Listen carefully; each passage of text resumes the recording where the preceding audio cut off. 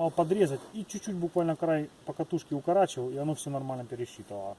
Потому что в итоге в Киеве мы в воду полезли, у него вот эти часы Феникс второй, понял? Гарминовские. И давление как скакануло, там перепад высот, чуть ли мы там, блядь, в Карпатах где-то на Гаверу залезли. Говорит, нихуя себе, блядь, с компа залез. Говорит, глянь, какой перепад. Да не, говорит, какой-то чёс, блядь. А что он делает? Пытаюсь разжечь, блядь. Я думал, ты подрачиваешь. Нет, я хотел, но не получилось. Вот так вот нежданчик, да, все думали фоточки, а потом раз и А видосик. потом видос. А я услышал, что 40 секунд. Пабум. ладно, піду хоть це спалю.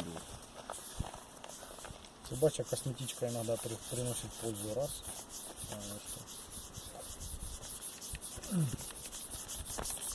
Я такой, що по трассе верну. Хотя там ветра, блядь, ну вон нахуй.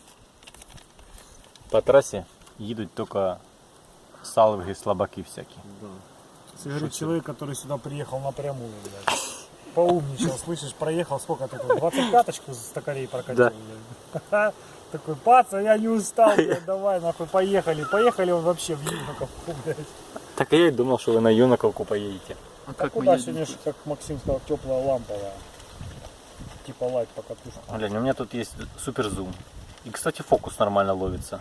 Увеличиваешь и фокус нормальный. А у меня вот, я не пойму, как пользоваться увеличением вообще в телефоне. Есть ползунок, понял? Нихуя не происходит. Максим сегодня выполняет функцию паук. Ну так стоял цикаво. Ниже только надо было голову опустить. И девочка